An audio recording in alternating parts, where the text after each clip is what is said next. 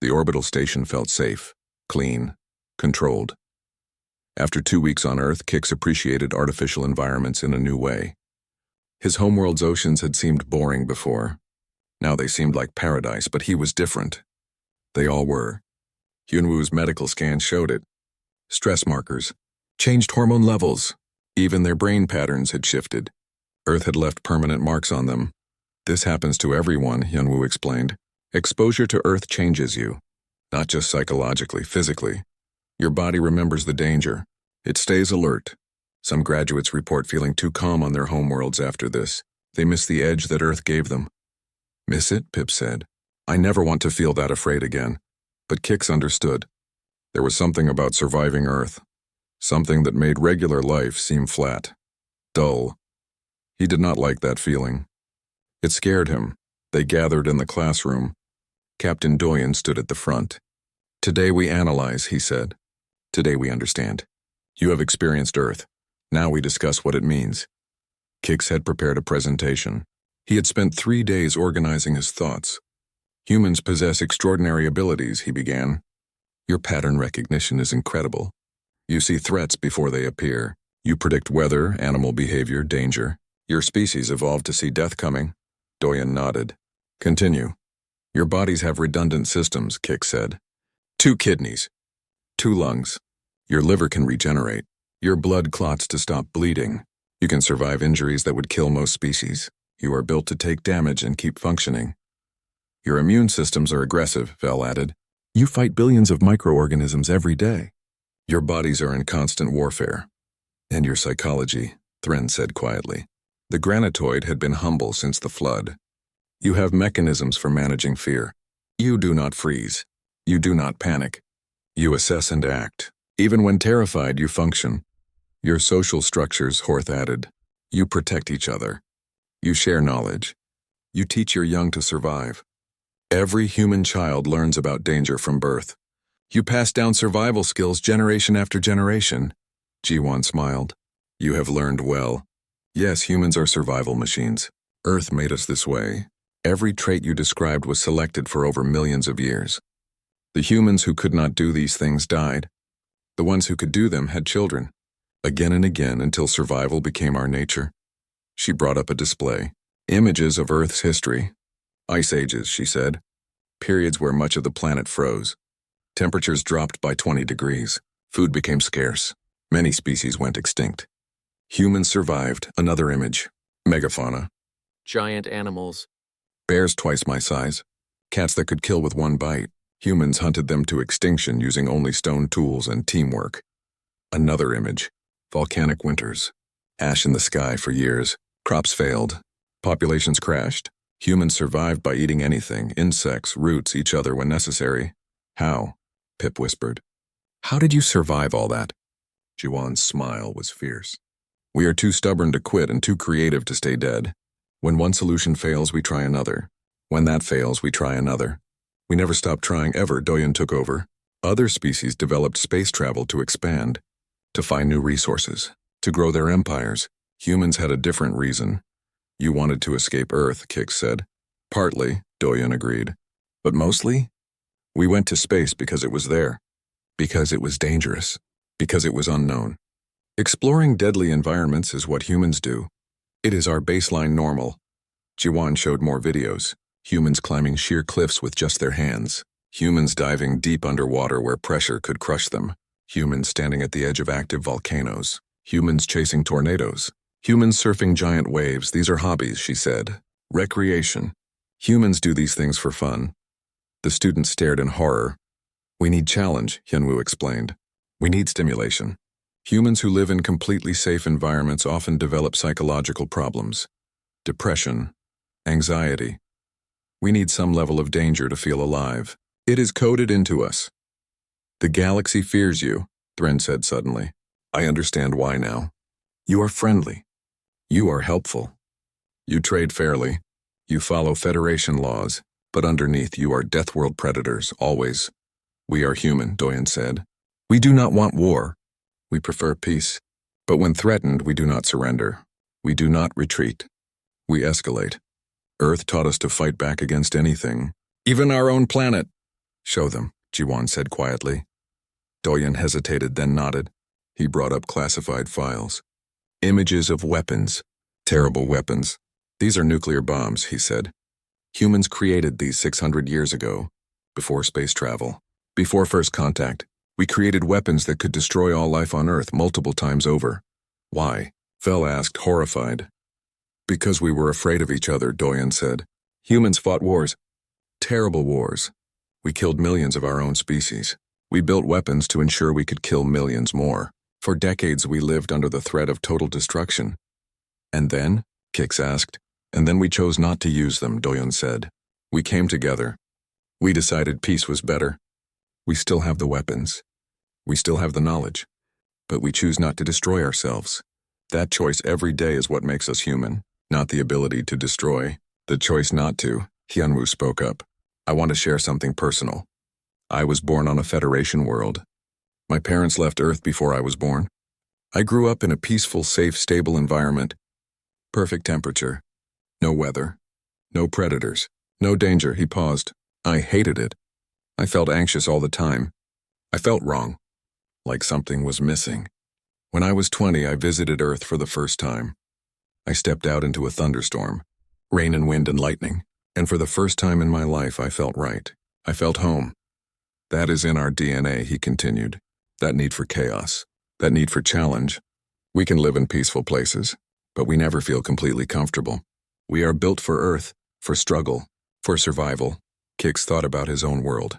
Beautiful Velthara with its calm oceans and gentle tides. He had always loved it. But now, a small part of him understood what Hyunwoo meant. There was something about Earth. Something that made you feel intensely alive. One more thing, Doyen said. Most species fight over resources. Territory, food, water. These are logical reasons for conflict. Humans fight for ideas. We fight for beliefs. We fight for concepts like freedom and justice and honor. We will die for abstract principles. That makes us dangerous in a unique way. But also noble, Vel said. You fight for things beyond yourselves. Sometimes, Doyen agreed. We are not perfect. We make mistakes. We can be cruel. We can be violent. But we also love. We create. We protect. We are complex. Earth made us complex. That night, Kix could not sleep again. His mind was full of new understanding. Humans were not monsters. They were not angels. They were survivors of the ultimate testing ground. Every human alive carried the legacy of billions of years of struggle. And now Kix carried a small piece of that legacy too. He had walked on Earth. He had survived barely with all his technology. Humans did it with just their bodies and their minds. The thought was humbling and terrifying and wonderful all at once. Tomorrow they would return to Earth for the final test. Antarctica, the frozen wasteland. Kix was afraid, but he was also ready. Earth had taught him something. Not just about humans, about himself, about what he could endure. Kix pressed his 6 limbs against the cold metal floor of the shuttle. His translucent blue skin flickered with nervous patterns as he looked around at the other students. They were all here for the same reason. They wanted to understand humans. They wanted to see Earth. The Galactic Interspecies Academy floated high above the planet. Through the observation window, Kix could see Earth rotating slowly below. It looked beautiful from up here. Blue oceans, white clouds, green and brown land. But Kix had heard the stories. Earth was dangerous. Earth was a death world. Next to him, Thren shifted his massive rock body. The granitoid stood 8 feet tall and was made of living stone. He looked confident. On Kix's other side, Pip trembled. The small furry creature looked like a rabbit with a long tail. Pip's eyes were wide with fear. Vel floated near the ceiling. Her feathered body was light as air. She came from a world with no ground, only endless clouds. Horth sat in the corner, his reptilian scales shimmering. He came from a world that never changed temperature. He kept saying his species could adapt to anything. The door opened. A human walked in. He was shorter than Thren, but moved with purpose. His face had lines and scars. His eyes were calm but alert. This was Captain Doyen. Welcome, Doyen said. His voice was steady. I am your instructor. I will teach you about Earth. I will teach you how to survive. Survive. That word made Kix's skin flash yellow. On his homeworld of Velthara, survival was easy. The oceans were calm. The temperature never changed. There were no predators on land. Doyen touched a panel. Numbers appeared on the screen behind him.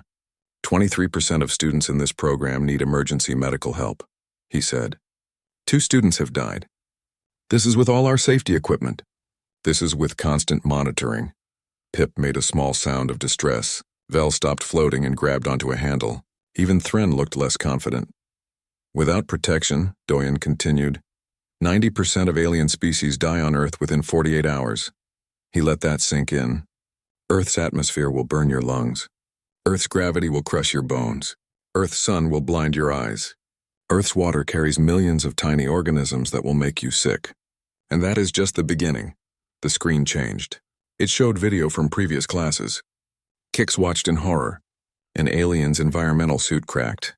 The student collapsed, choking on Earth's air. Another alien tried to stand but fell under the gravity. A third alien screamed as sunlight hit their sensitive eyes. Why? Vel asked. Her voice shook. Why do you live there? Why not live in space where it is safe?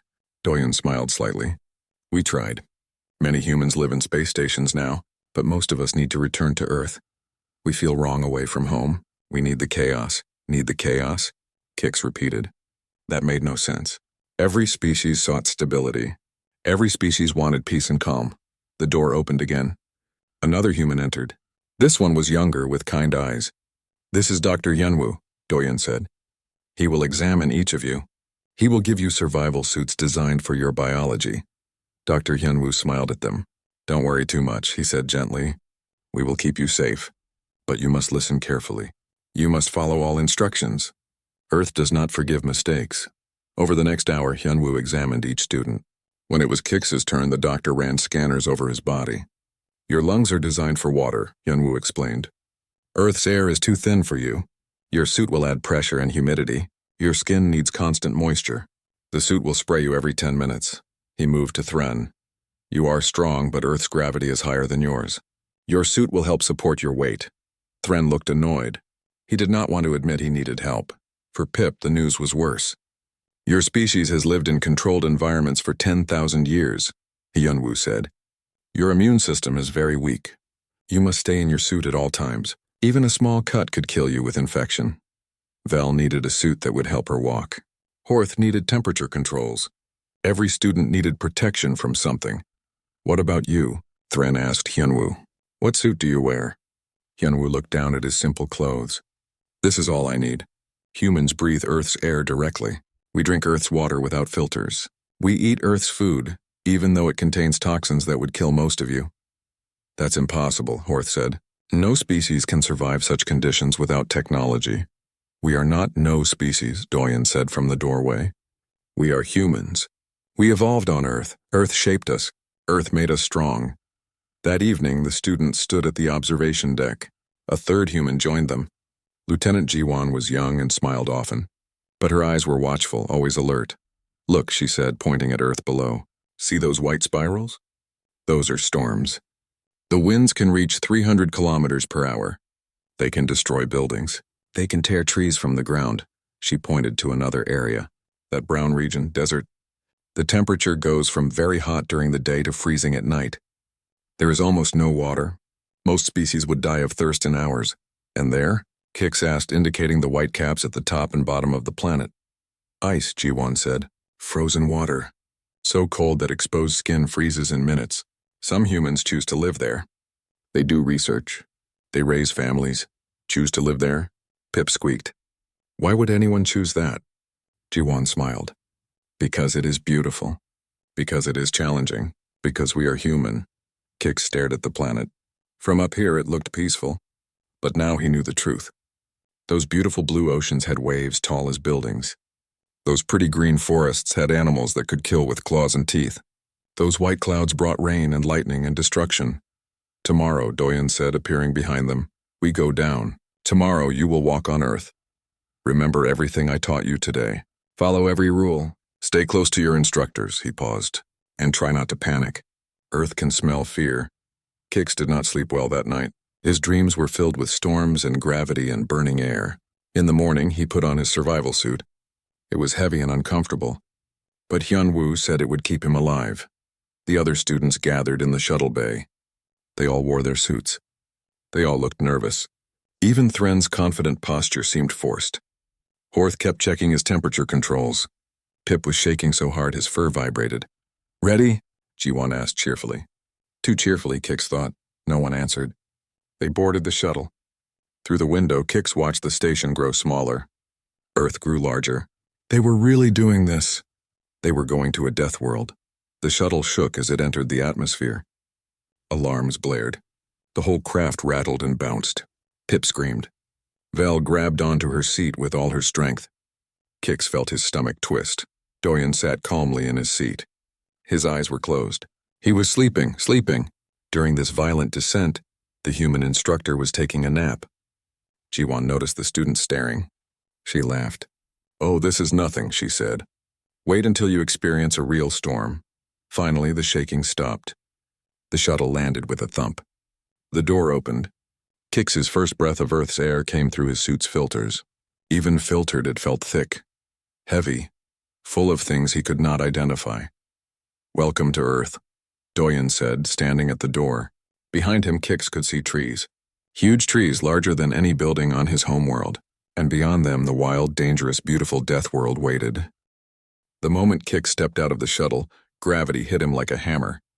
His 6 limbs buckled. The suit helped, but everything felt heavy. His body, his limbs, even his thoughts seemed slower under Earth's pull. Vel collapsed immediately. She came from a world with almost no gravity. Here she could barely lift her wings.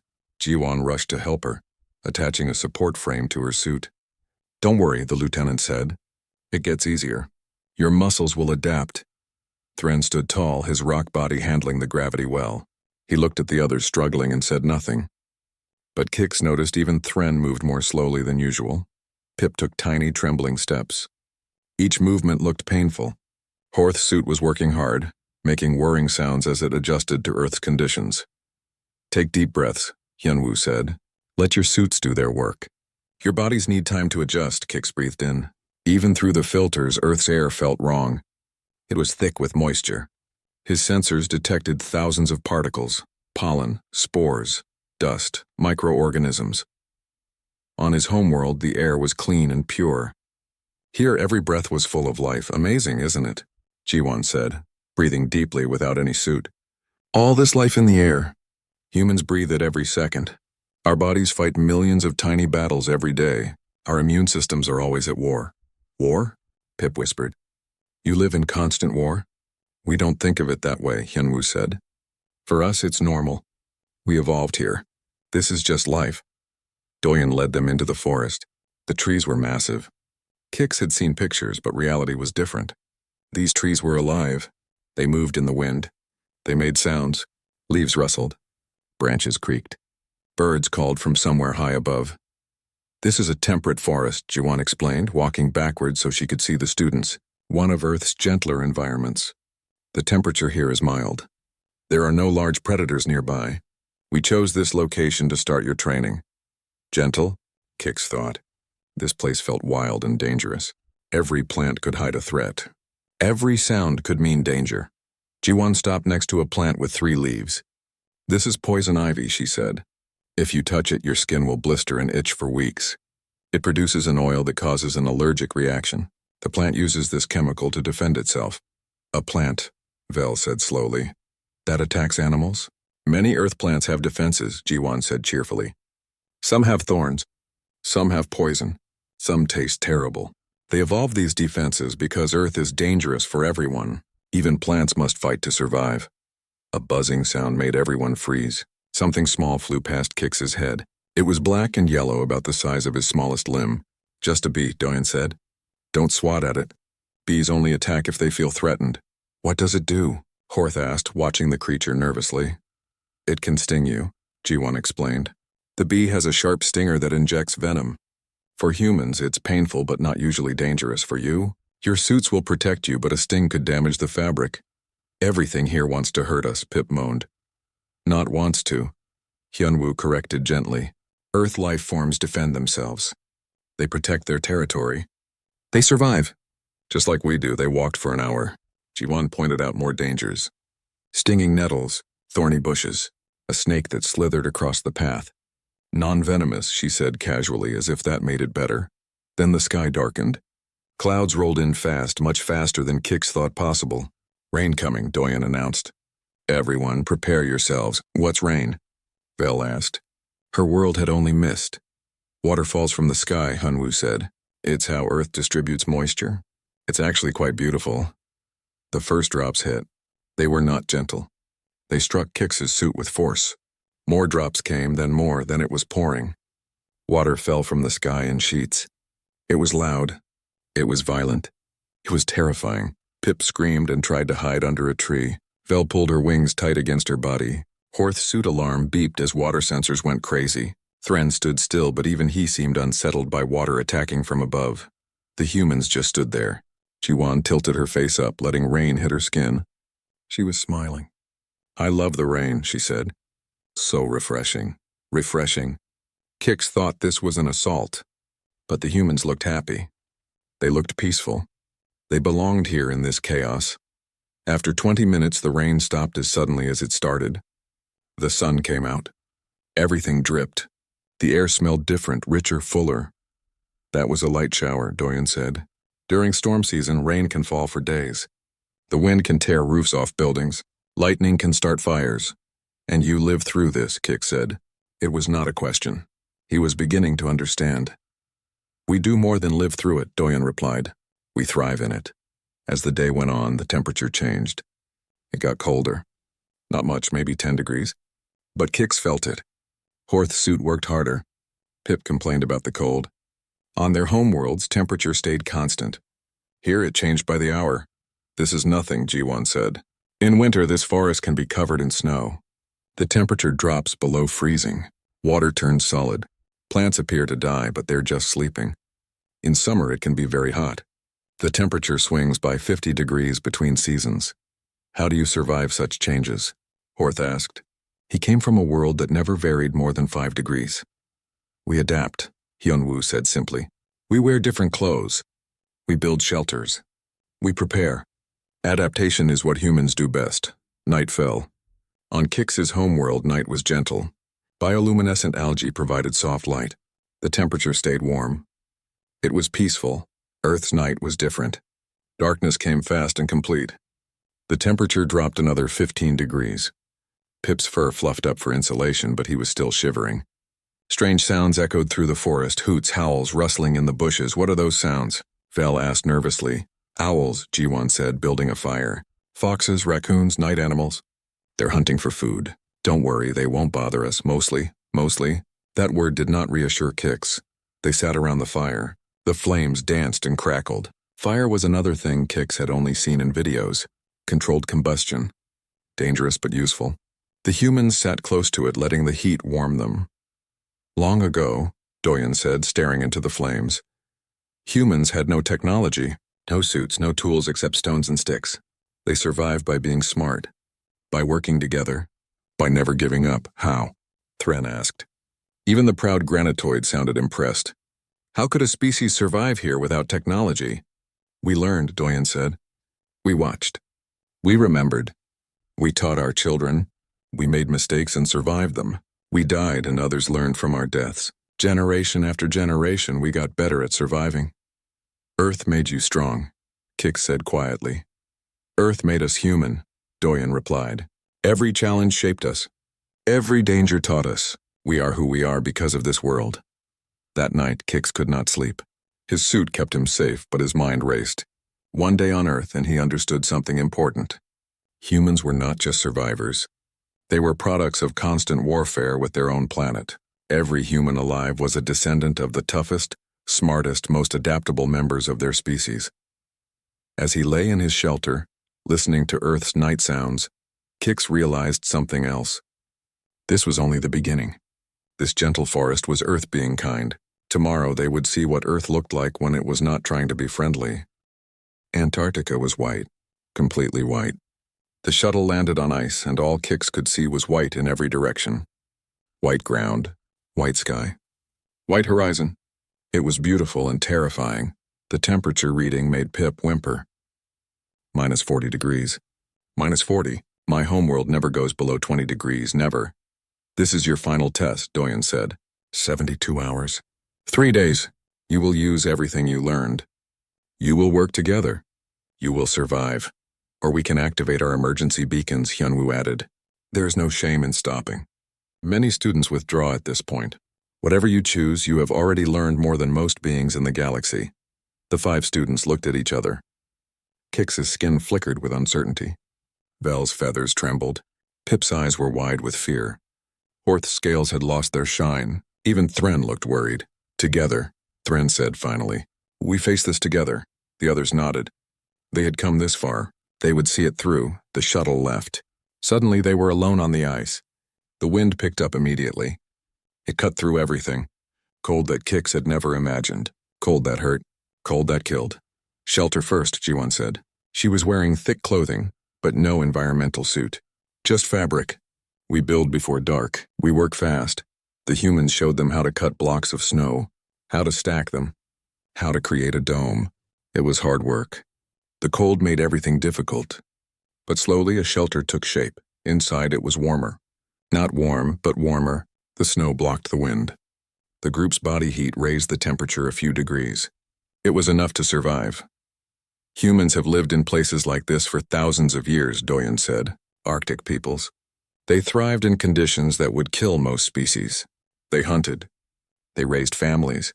They created art and music and culture. In the ice, why? Vel asked. Why not move somewhere warmer? Because it was their home, Ji-won said. Because they adapted to it. Because humans can make a home anywhere. Even here. That night was long. The wind howled outside. The temperature dropped further. The students huddled together, sharing warmth. Kix thought about his ocean home. Warm water, gentle currents, safety. But he also thought about what he had learned. About pushing past fear. About adapting. About surviving. Earth had taught him that comfort and growth rarely came together. Tell us about courage, Kix said to Doyen in the darkness. The captain was quiet for a moment. Courage is not the absence of fear, he finally said. I am afraid many times. In the jungle. In the desert. Here in the ice.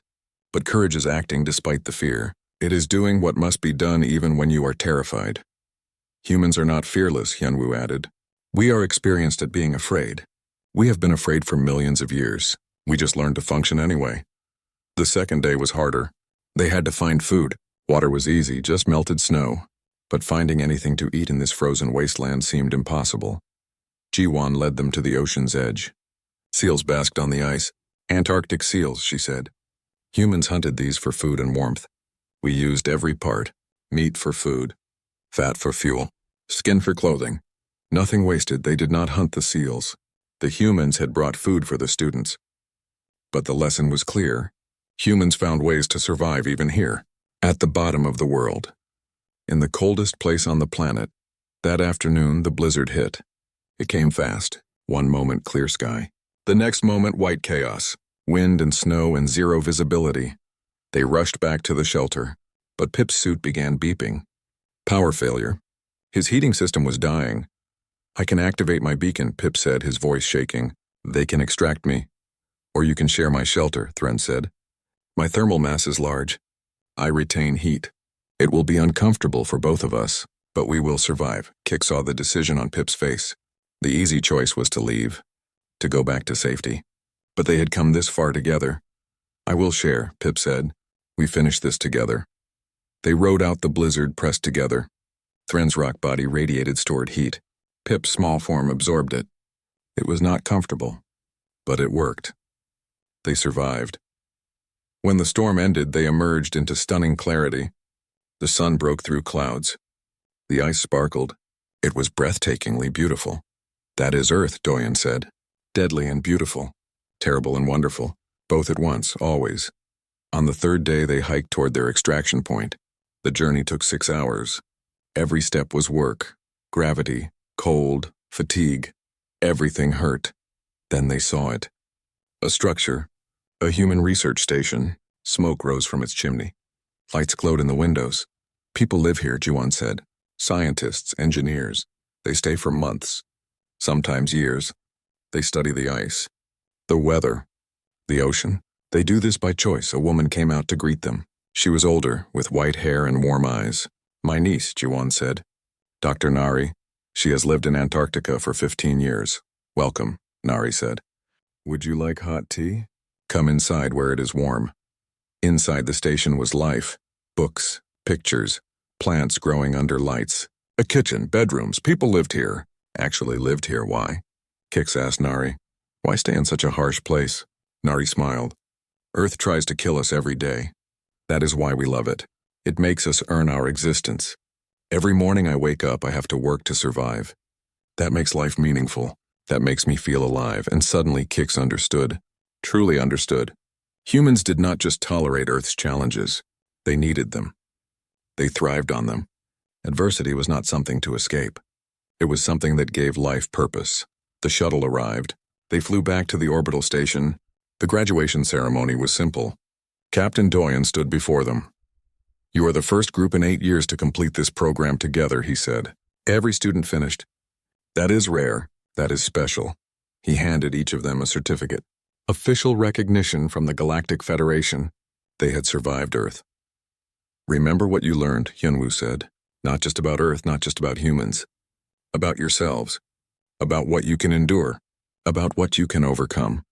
When Kix's turn came, Doyen looked into his eyes. You asked me why humans do not leave Earth, now you understand. Earth made us. We owe it our strength. We owe it everything we are. Kix nodded. He did understand. Finally. A week later, Kix returned to Velthara. His family greeted him with joy and relief. His ocean home was as beautiful as he remembered. Calm, peaceful, safe. But something had changed.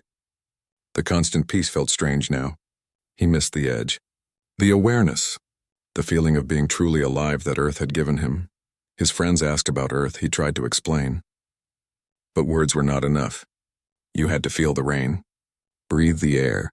Face the dangers. Only then would you understand. Kix looked up at the night sky.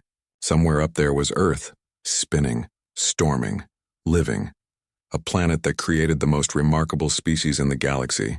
Not through gentleness, through challenge. Through constant pressure, through never letting them rest. He thought about the humans. About Doyen's calm in the face of danger. About Jawan's joy in the chaos. About Hyunwoo's understanding that adversity shaped greatness. They were not adapted to space. Space was adapted to them. They brought their Deathworld resilience to the galaxy. They showed everyone what survival really meant. What strength really was. What it meant to never surrender. Kix started working as an ambassador, helping humans and aliens understand each other. He had walked on Earth. He had survived. He could bridge the gap between the peaceful garden worlds and the chaotic death world. 5 years passed. The students reunited at the academy. They had all changed, all grown, all succeeded in their own ways. Thren revolutionized granitoid military training. Vel wrote a best-selling book. Horth studied psychology. Pip taught anthropology. They stood together at the observation deck. Earth rotated below, still beautiful, still deadly, still home to humanity. We survived Earth, Kix said quietly. We can survive anything. Doyen appeared beside them. He was retired now, but still strong, still watchful, still unmistakably human. That is what it means to be human, he said with a slight smile. Welcome to the club. Kix looked at his friends. At the planet below, at the vast galaxy beyond, they had learned why Earth was called a death world. They had learned why humans were special. They had learned that the greatest teachers were not gentle. Earth had taught them well, and they would carry those lessons forever. The end. The Amazon rainforest made the temperate forest look safe. Kix stepped off the shuttle into a wall of heat and humidity. His suit's cooling system kicked into maximum power immediately. Through his filtered air, he could smell rot and growth and life, all mixed together. Welcome to one of Earth's jungles, Ji-won said. She looked happy. She always looked happy on Earth, Kix had noticed. This is the Amazon, home to more species than any other place on land. Pip's suit made alarming beeping sounds. My humidity sensors are broken, he said. Not broken. Hyunwoo checked the readings. The air here is 90% water. Your suit is working hard to keep you dry inside. How do you breathe this? Vel asked. She struggled to walk in the thick air. We're used to it, Jiwan said, breathing easily. Humans have lived in jungles for thousands of years. We adapt. The jungle was loud, so loud. Birds screeched, insects buzzed, frogs croaked, water dripped from leaves high above. Everything was alive and making noise. Your world has more species. Of ants, Hyunwoo told Horth, then your entire planet has animals. Impossible, Horth said. Then he looked down. The ground was moving. Thousands of ants marched in organized lines. Some carried leaves bigger than themselves. Some carried dead insects. They worked together like a machine made of tiny bodies. Army ants, Doyen said. They hunt in groups. They can eat an animal the size of Pip in a few hours. They leave only bones. Pip made a strangled sound and moved away from the ants. They walked deeper into the jungle. Kix kept his sensors on maximum alert. Every shadow could hide danger. Every sound could be a threat. His nerves were exhausted from constant vigilance. Then he saw it. Movement in the trees. Something big. Something that moved like liquid shadow. Yellow eyes watched them. Kix froze. His skin flashed white with fear. The creature was spotted, powerful, with huge teeth visible even from this distance. Jaguar, Doyen said calmly. He did not even reach for a weapon. She's just curious. We're too big to be prey, too strange to be familiar. She'll watch us for a while, then leave. Just curious? Kix whispered. That thing could kill us. She could try, Doyen agreed. But she won't. We're not acting like prey. We're not running. We're not showing fear. She's smart enough to leave us alone. The jaguar watched for another minute. Then, as silently as it appeared, it vanished into the jungle. Kix's skin slowly returned to its normal blue color. Earth predators are everywhere, Jiwan explained as they continued walking. In the water, on land, in the air, even underground. Humans learn to live among them. We learned to read their behavior. We learned when to fight and when to avoid. They stopped for a meal. Jiwan showed them earth food. This is fruit, she said, biting into something red and round. It's actually slightly acidic, and these seeds contain small amounts of cyanide. But humans have been eating apples for thousands of years. Our bodies handle the toxins easily. You eat poison? Pip asked. We eat lots of things that would kill you, Hyunwoo said. Chocolate is toxic to many species. Onions, garlic, hot peppers, coffee, alcohol. All of these contain defensive chemicals that plants evolved to protect themselves. We learned to enjoy those chemicals. Jiwan pulled out a small red pepper. Watch this, she said and bit into it. Her face turned red. Water came from her eyes, but she was smiling. Spicy, she said. I love it. Kix's sensors went crazy. That pepper contains capsaicin. That's a chemical weapon. Why would you eat a chemical weapon? Because it tastes good, Jiwan said, still smiling despite her red face and watering eyes. Humans were insane, Kix decided. Wonderfully, admirably, terrifyingly insane. The rain came without warning. One moment, dry. The next moment, water poured from the sky. But this was not like the gentle forest rain. This was violent. This was a deluge. Flash flood risk, Doyen said, suddenly serious. Move to high ground, now. The humans ran. They moved fast, finding a hill, climbing quickly. The students struggled to follow. Gravity, humidity, fear. Everything slowed them down. Kix heard it before he saw it. A roaring sound. Water. Lots of water. Moving fast. The flood came around a bend in the river. It was a wall of brown water, full of debris. Trees. Rocks. Earth. All carried by the rushing water. Thren stood at the bottom of the hill, confident in his strength. I can handle water, he said. Get up here, Doyen shouted, now. But Thren waited too long. The water hit him. For all his strength, for all his rock-solid body, the water swept him away like he weighed nothing. Doyen moved instantly. He had a rope. He threw it. Thren caught it. The captain and Jiwan pulled together, fighting the current. Slowly, they hauled the granitoid to safety. Thren lay on the ground, water dripping from his stone body. He was shaking. The proud, confident granitoid was shaking with fear.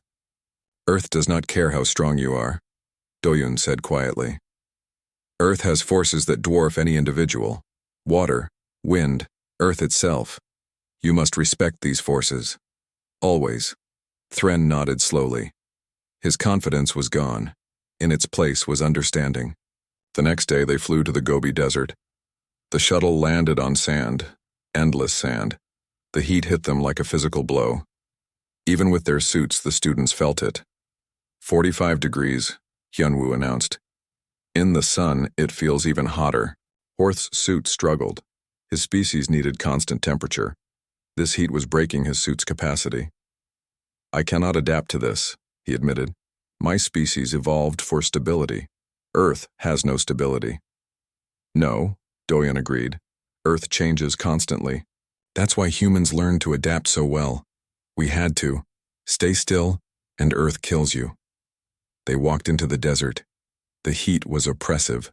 The sun was merciless. There was no shade, no water, no shelter. Just sand and heat, and a sky that seemed angry. Humans crossed this desert on foot, Jiwon said. Traders, travelers, explorers. They carried water and traveled at night when it was cooler. Some died, but many survived. Why? Vel asked. Why cross such a terrible place? To see what was on the other side, Jiwon said simply. Humans are curious, sometimes dangerously curious. Night came. The temperature dropped, and dropped, and dropped. Within 2 hours, it was cold. Actually cold, from 45 degrees to 5 degrees. A 40-degree swing. Horth's suit gave up. Alarms blared. Hyunwoo had to apply emergency temperature regulation. This is too much, Horth said. My species cannot handle such variation. Earth is impossible. For your species, yes, Hyunwoo said kindly. But humans? We can survive from -40 to +50 degrees. With just basic clothing, our bodies adjust. We shiver to generate heat. We sweat to cool down. We are built for this chaos. The next morning, the wind picked up. Sand began to blow. Within minutes, visibility dropped to 0. A sandstorm. The humans moved quickly. They pulled out cloth and poles. In 20 minutes, they built a shelter. Just fabric and sticks and rope. But it worked. It kept the sand out. The students huddled inside. Outside, the storm raged. Sand hit the shelter like tiny bullets. The wind howled. Static electricity crackled. This is nature, Doyun said over the noise. This is Earth. Beautiful and deadly. Humans learn to work with it. We learn to predict it. We learn to survive it. Because we had no choice. Vel was crying, actual tears. I want to go home, she said. I want my sky, my clouds, my peace. Hyunwoo sat next to her. Many students feel this way, he said gently. 40% want to quit at this point. You can leave. There is no shame in it. Earth is not for everyone. Vel was quiet for a long time. Then she said, No, I will finish. I need to understand. I need to see it through. Kix looked at his fellow students. They were broken, exhausted, scared, but they were still here. Earth was teaching them something important, not about survival, about themselves, about what they could endure, about what humans endured every day just by living.